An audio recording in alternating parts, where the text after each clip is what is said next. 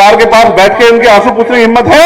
क्या यहाँ के कप्तान को, यहाँ के डीएम को, यहाँ के आईजी को, डीआईजी को, कमिश्नर को या डीजीपी को फोन करके कहने की हिम्मत है कि इनके साथ जुल्म क्यों हो रहा है? क्योंकि वो अपनी पार्टियों के बंधुआ मजदूर हैं, उनको तनख्वाह मिल रही है, वो अपनी पार्टियों काम कर रहे हैं। इसलिए मैं कह रहा हूं सत्ता मिल सकती है, लेकिन अगर सत्ता विचारधारा के आधार पर, मिशन के आधार पर नहीं मिली तो समाज का कोई भला नहीं हो सकता। आज आपकी तरफ आंखें फैला के देख रहा है, आंखें फैला के पलके बिछा के देख रहा है पूरे प्रदेश का मुस्लिम समाज कि अगर चंद्रशेखर का दलित समाज और पिछड़ा समाज उसके साथ खड़े हो जाए तो इस आदमी के जरिए आने वाले भविष्य में इस गुंडागर्दी को भी खत्म किया जा सकता है और सम्मान का जीवन भी मिल सकता है। परिवर्तित होगी जब आप अपनी पार्टी को मजबूत कर लोगे, क्योंकि जो अलायंस और जो सरकार या नेता आज हैं वो सत्ता को नहीं हिला सकते। ये आपने 2022 में भी देख लिया। जो गठजोड़ अलायंस का हमने बनाया है नगीना में, वही अलायंस का गठजोड़ अगर आप यहां बना लो तो बताओ कामयाबी मिल जाएगी नहीं मिल जाएगी?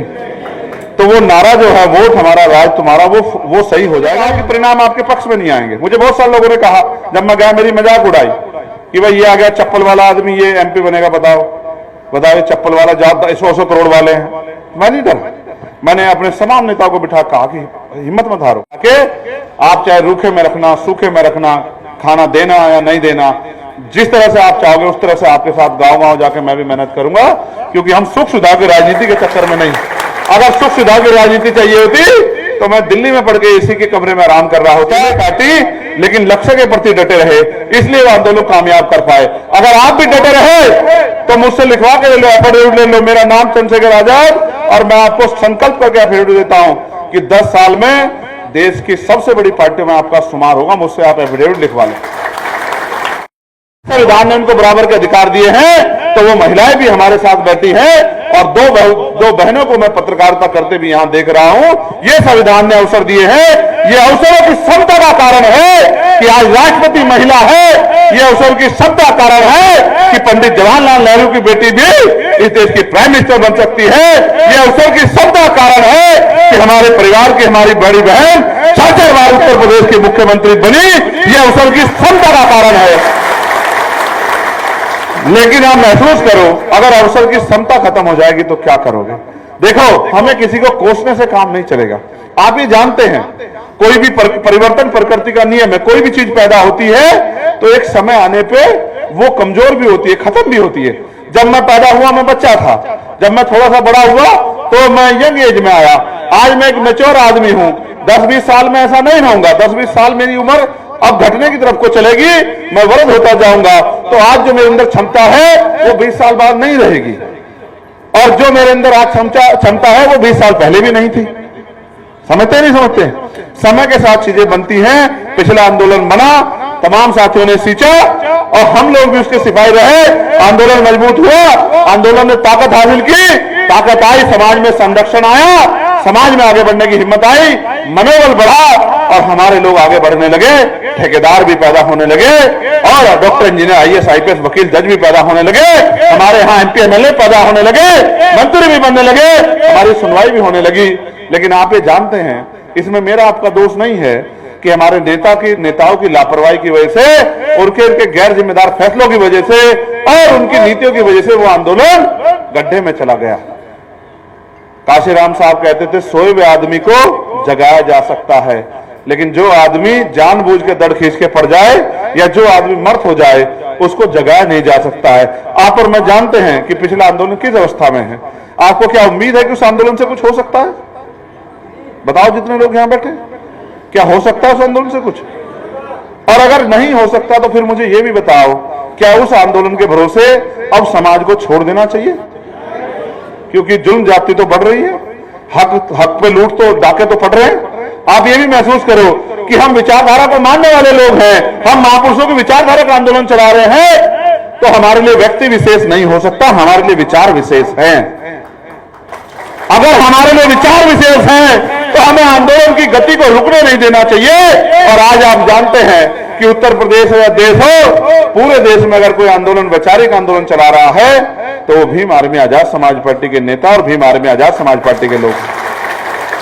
देखो, सत्ता आती है चली जाती है, अगर वैचारिक शक्ति नहीं होगी, वैचारिक मूल्य नहीं होंगे, तो फिर सत्ता कभी अस्थायी नहीं हो सकती है और सत्ता से किसी समाज को लाभ नहीं हो सकता है। उसका उदाहरण भी मैं बताता हूं। आज भाजपा में क्या दलित पिछड़े नेताओं की कमी? बहुत एमपी हैं उनके, बहुत एमएलए हैं। आरक्षण की वजह से जो सीटें हमें मिली हैं उन पे भाजपा के बहुत सारे नेता जीत के गए हैं, मंत्री भी बना दिए गए। उदाहरण के तौर पे आगरा से जो हमारी एक बहन है उसको राज्यपाल भी बना, मिनिस्टर बना। एक हमारे कमिश्नर थे, उनका जी नहीं लगा कमिश्नरी करते हुए, उनको लगा कि भाई मुझे भी एमपी एमएलए बनना है, वो भी एमपी एमएलए बन गए और मंत्री भी बन गए। लेकिन क्या उनकी हिम्मत है कि इस परिवार के आगे आंसू पूछ दे? क्या इनके परिवार के पास बैठ के इनके आंसू पूछने की हिम्मत है? क्या यहाँ के कप्तान को, यहाँ के डीएम को, यहाँ के आईजी को, डीआईजी को, कमिश्नर को या डीजीपी को फोन करके कहने की हिम्मत है कि इनके साथ जुल्म क्यों हो रहा है?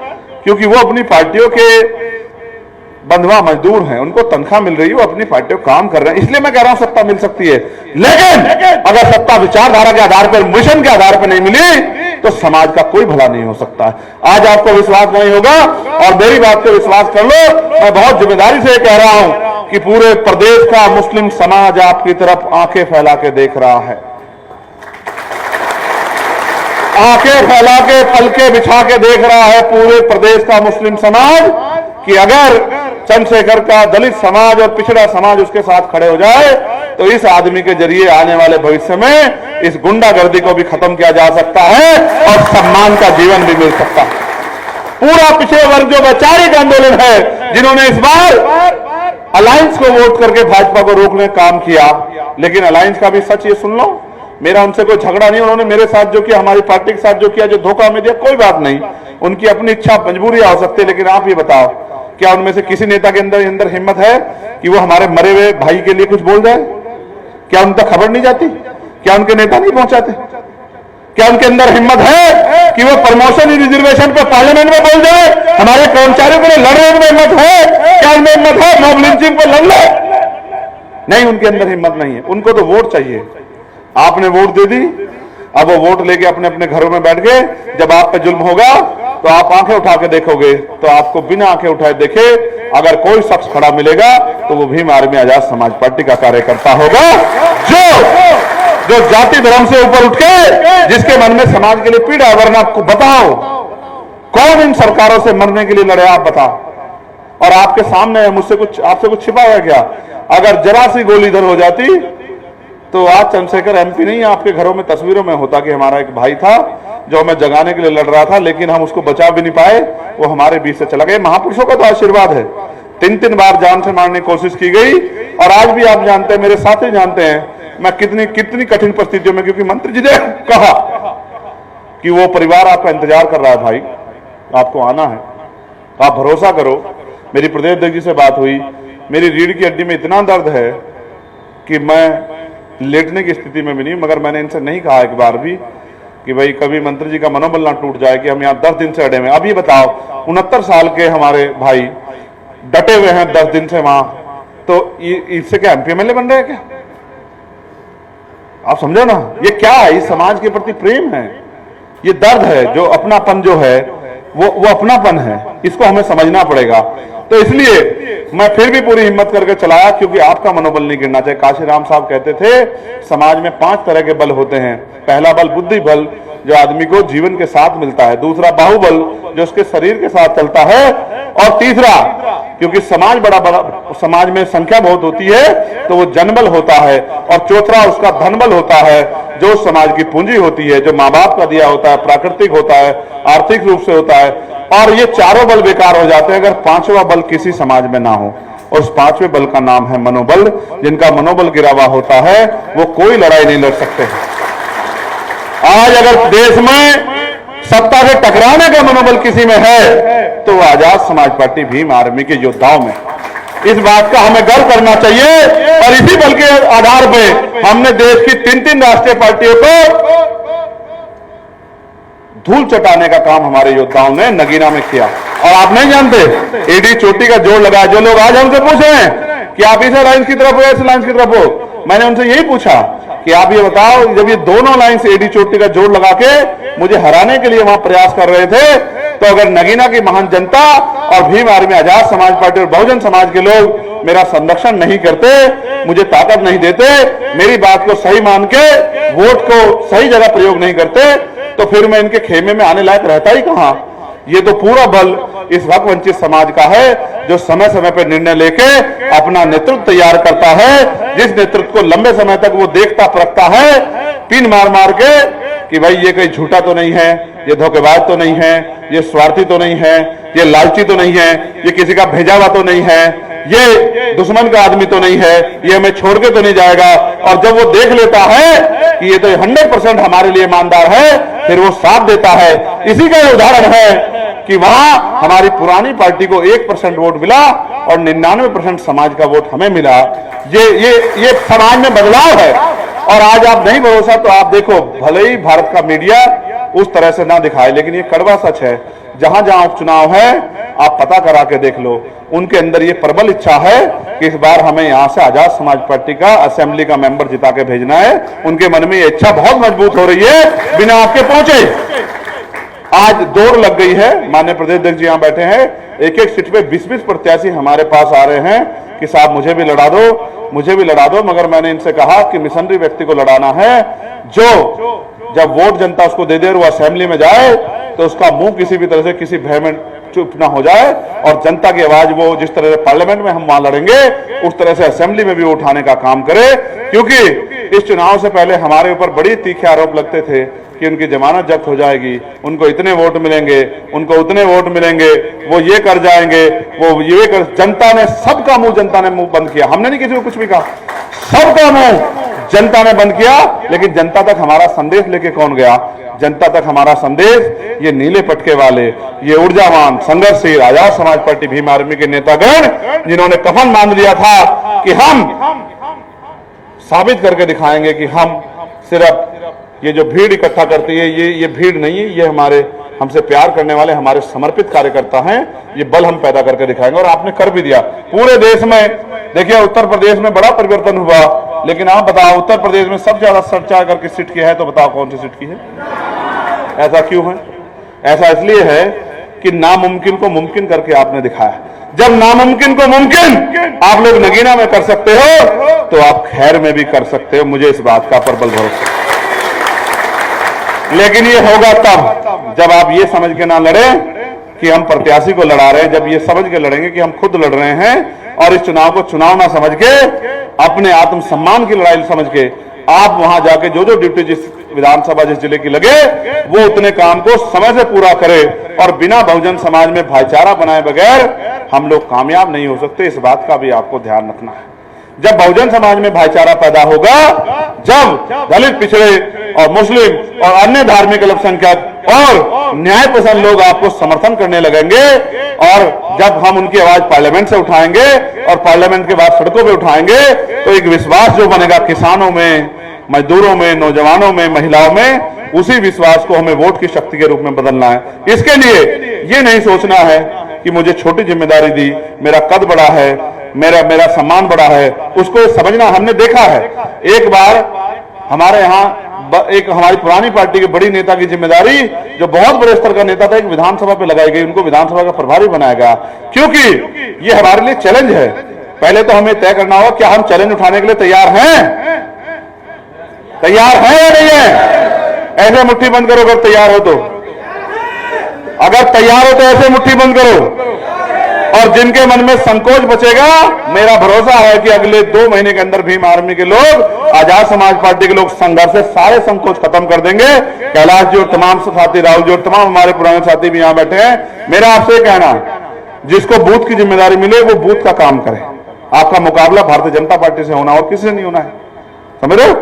और भारतीय जनता पार्टी के कार्यकर्ता कितने समर्पित है आप जानते हो। उनका मुकाबला करने के लिए आपको उनसे ज्यादा समर्पण अपने अंदर पैदा करना पड़ेगा, उनसे ज्यादा संघर्ष आपको करना पड़ेगा। उन पे साधन है, संसाधन है, उन पे मीडिया है, उन पे मनी है, उन पे नेता है, विधायक है, जाति के आधार पे उनके पास नेता है। आपके पास सिर्फ संघर्ष है और संघर्ष का कोई तोड़ नहीं है।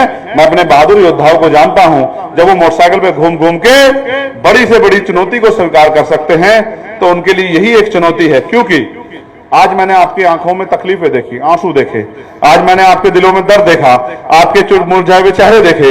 आप मुरझाए हुए चेहरे इसलिए हैं कि आपके क्षेत्र में जुल्म हो रहा है। ये जुल्म तब तक जारी रहेगा जब तक सत्ता परिवर्तन नहीं होगा। सत्ता तब परिवर्तित होगी जब आप अपनी पार्टी को मजबूत कर लोगे, क्योंकि जो अलायंस और जो सरकार या नेता आज हैं वो सत्ता को नहीं हिला सकते। ये आपने 2022 में भी देख लिया। जो गठजोड़ अलायंस का हमने बनाया है नगीना में, वही अलायंस का गठजोड़ अगर आप यहां बना लो तो बताओ कामयाबी मिल जाएगी नहीं मिल जाएगी? तो वो नारा जो है वोट हमारा राज तुम्हारा, वो सही हो जाएगा नहीं हो जाएगा? तो इसलिए मैं आपसे आग्रह करता हूं, जिसकी जो ड्यूटी यहां जो भी प्रभारी और प्रदेश की टीम जो जिसको लगाएगी वो उसी ड्यूटी को अदा करे, उससे बाहर ना जाए। जिला अध्यक्ष जी को भी मैं बधाई देता हूं और भीम आर्मी के जिला संयोजक जी को बधाई देता हूं और विधानसभा अध्यक्षों को भी, कमेटियों को भी। लेकिन मैं फिर कह रहा हूं, हर एक व्यक्ति की जिम्मेदारी इंपोर्टेंट है, बूथ वाले की भी, सेक्टर वाले की भी, विधानसभा लेवल की भी, जिला लेवल की भी, और तमाम जो बिना पद के लोग हैं उनकी भी जिम्मेदारी अहम है। अगर आपने काम करके दिखा दिया तो हमारे साथी ने कहा, निजाम भाई ने, कि भाई हम 32 में चीफ मिनिस्टर बनेंगे। मैं आपको विश्वास दिला कहता हूं, आपने इस सरकार को समझा? अभी जो केंद्र में बनी, इस सरकार में 2 नेता हैं, एक का नाम है नीतीश कुमार और दूसरे का नाम है नवीन पटनायक, है चंद्रबाबू नायडू। वो दोनों नेता क्या हैसियत है इस समय देश में, आप समझते हो क्या हैसियत है?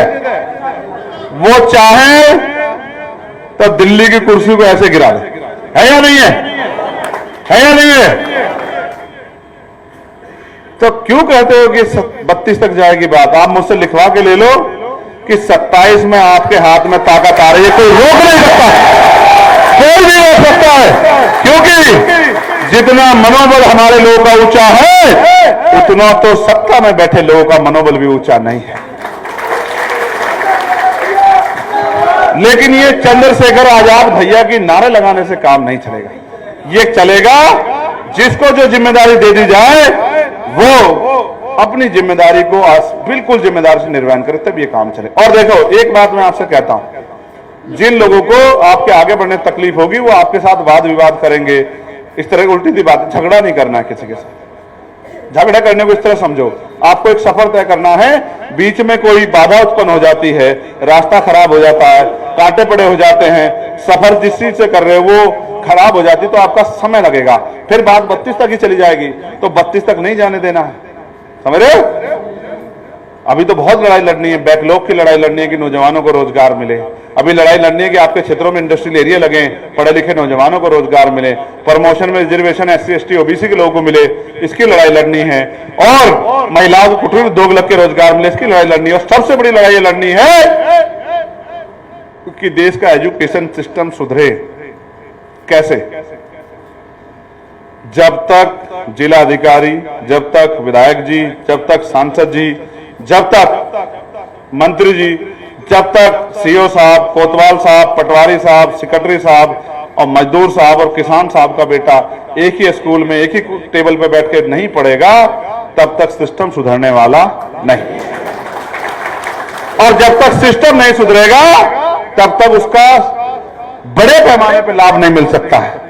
एक परिवार को मिल जाएगा, 2 को मिल जाएगा, 10 को मिल जाएगा, नहीं बढ़ेगी बात। कब बनेगा? जब सिस्टम सुधरेगा, पॉलिसी बनेगी। सोचो, एक पॉलिसी लागू हो कि चाहे गरीब का बेटा, अमीर का, अधिकारी का हो या कर्मचारी का, जो भी सरकारी सेवा का लाभ ले रहे हैं, सरकारी सुविधा ले रहे हैं, उनके बच्चों को सरकारी स्कूल में ही पढ़ना पड़ेगा। आप महसूस करो, जब जिलाधिकारी का बेटा जिस स्कूल में पढ़ेगा, क्या उस स्कूल में पढ़ाई अच्छी नहीं होगी? क्या उसकी बिल्डिंग अच्छी नहीं होगी? क्या उसमें किताबें समय से नहीं मिलेगी? क्या मास्टर समय से नहीं पढ़ाएगा? उसी तरह से जब MP MLA साहब का बेटा वहां बैठा होगा, मंत्री जी का वहां बेटा बैठा होगा, तो बताओ सिस्टम सुधरेगा नहीं सुधरेगा? अब तो वहां किसानों के, मजदूरों के, गरीबों के बच्चे बैठते हैं, तो बैठे रहे मरे, क्या फर्क पड़ता है? समझते हो? फिर इसी तरह से हमें हेल्थ सिस्टम को भी सुधारना। जब एक ही अस्पताल में एक बेड पे मंत्री जी के परिवार का, विधायक जी के परिवार का, नेताजी के परिवार का, अधिकारियों के परिवार का कोई भी व्यक्ति, जो कि मैं तो नहीं चाहता कोई बीमार हो, लेकिन जब बीमारी का इलाज करा रहा होगा और वहीं बराबर में किसान मजदूर भी इलाज करा रहा होगा, तो फिर दवाइयां भी टाइम पे मिलेगी, डॉक्टर भी टाइम पे आएगा, दवाइयां भी अच्छी होंगी, चोर बाजारी भी नहीं होगी और बिल्डिंग भी अच्छी होगी, सुख सुविधाएं भी होंगी, तो सिस्टम सुधरेगा। पॉलिसी से सुधरता है सिस्टम, समझ रहे हो? अपने लोगों को अगर पैरों पे खड़ा करना है तो पॉलिसी बनाने वाला बनना पड़ेगा। तो पॉलिसी बनाने के लिए सत्ता को अपने हाथ में लेना पड़ेगा। सत्ता तब हाथ में आएगी जब मजबूत संगठन होगा और सबसे ज्यादा संगठन के साथ समर्पण होगा लक्ष्य के प्रति। जब आप, मुझे बहुत सारे लोगों ने कहा कि परिणाम आपके पक्ष में नहीं आएंगे। मुझे बहुत सारे लोगों ने कहा, जब मैं गया मेरी मजाक उड़ाई कि भाई ये आ गया चप्पल वाला आदमी, ये एमपी बनेगा, बताओ ये चप्पल वाला 100 करोड़ वाले हैं। मैं नहीं डरा, मैंने अपने तमाम नेताओं को बिठा कहा कि हिम्मत मत हारो, आप पे खोने कुछ नहीं है, आप मेहनत करो। जनता समझदार हो रही है, जनता देख रही है कौन उनके लिए अच्छा है कौन बुरा है। और देखो ऐसा परिणाम आया कि सारे नेता पैर रगड़ते रह गए और इतने मार्जिन से आप जीते कि उतने ही मार्जिन से देश का प्रधानमंत्री जीता। यह आपकी बहुत बड़ी जीत है।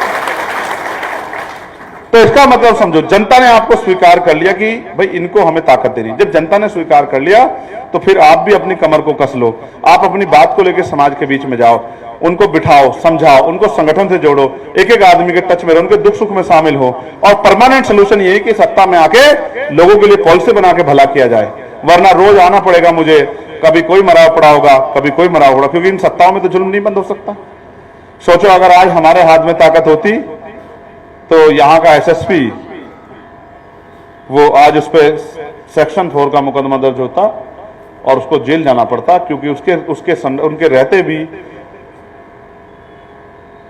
कानून का वायलेशन हो रहा है, समय पे काम पूरा नहीं हो रहा है और जिस उम्मीदों के साथ उनको, जिस विश्वास के साथ उनको कुर्सी पे बिठाया गया, वो अपना काम नहीं कर रहे। ऐसे यहां जिलाधिकारी के साथ होता, ऐसे ही थाना इंचार्ज के साथ होता, सीओ के साथ होता और पूरा हो सकता है पूरा थाना सस्पेंड होता, हो सकता है सारे अधिकारी सस्पेंड होते और पूरे प्रदेश को खबर लग जाती कि ये जुल्म नहीं करना, तो सारे अधिकारी 24 समय पे टाइम पे मिलते, सब कुछ होता। मगर कहां से होता?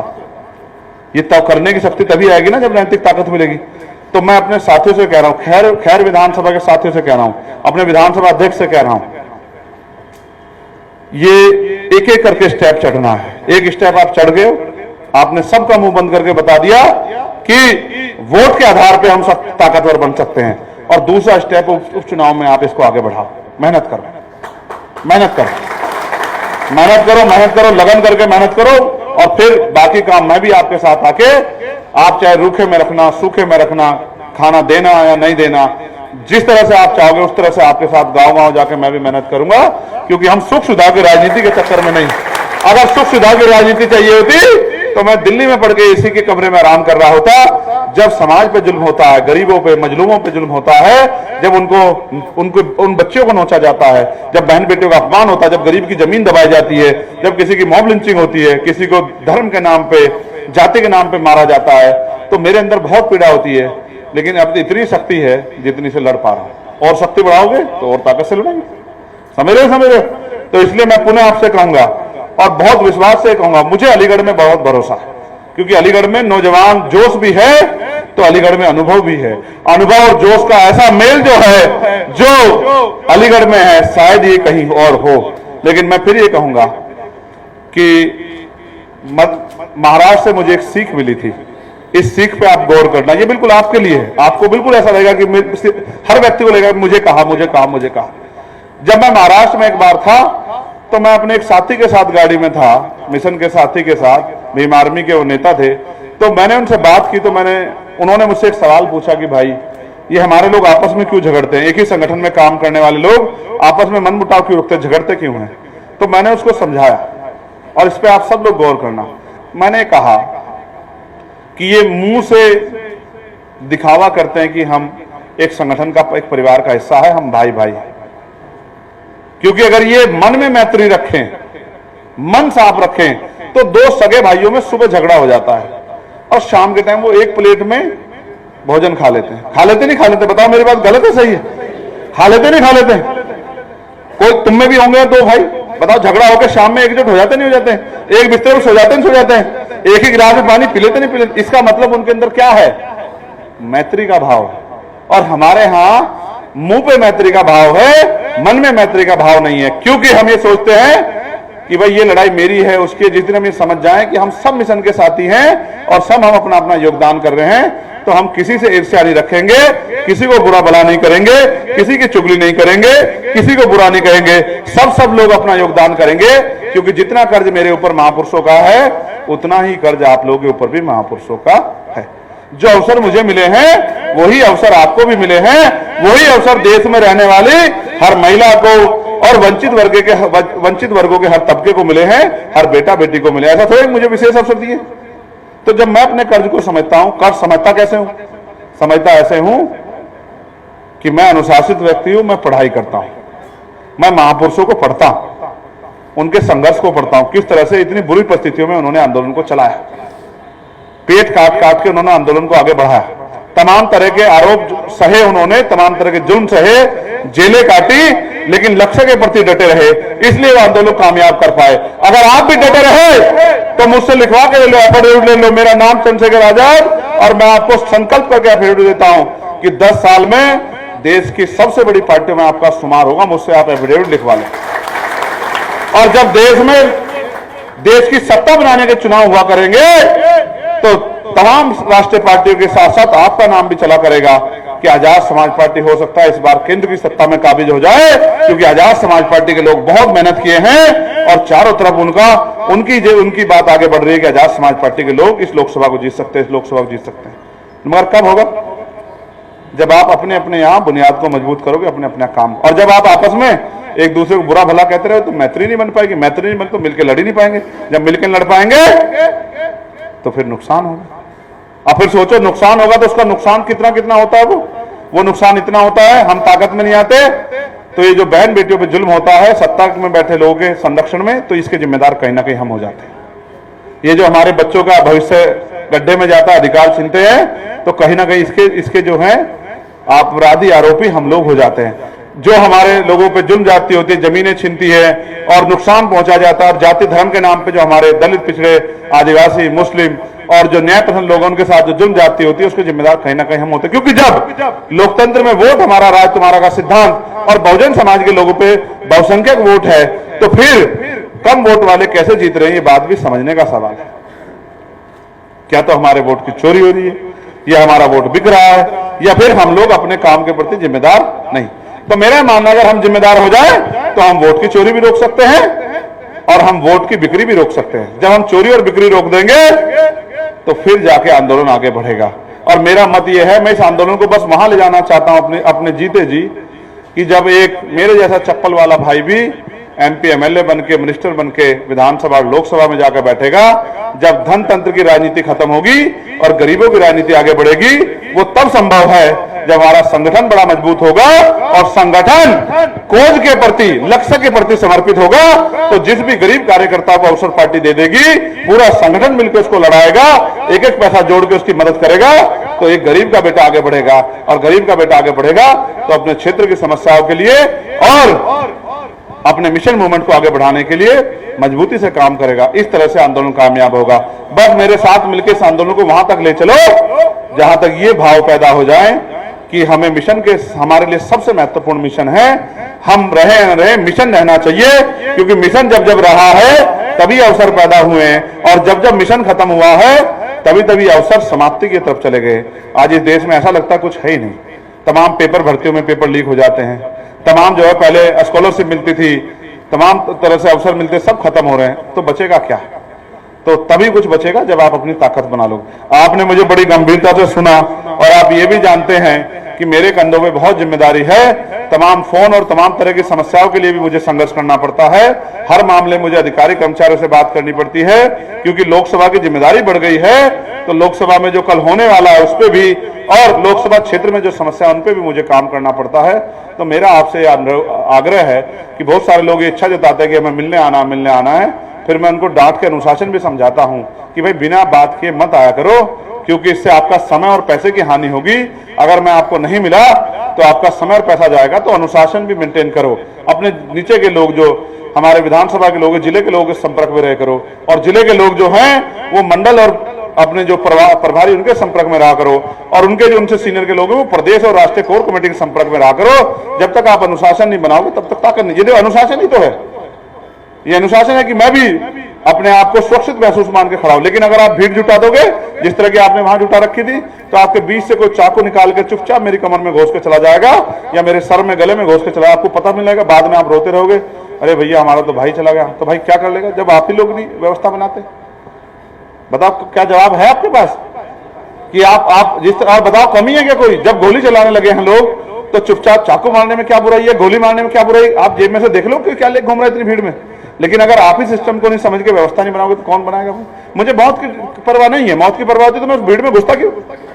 आप बताओ ना, मैं घुसता क्यों उस भीड़ में? मैं तो कहता भाई पहले व्यवस्था बनाओ तब आऊंगा। मैं नहीं डरता मरने से, मौत एक दिन आएगी, मृत्यु टल सकते हैं, जो पैदा हुआ उसको जाना। लेकिन क्या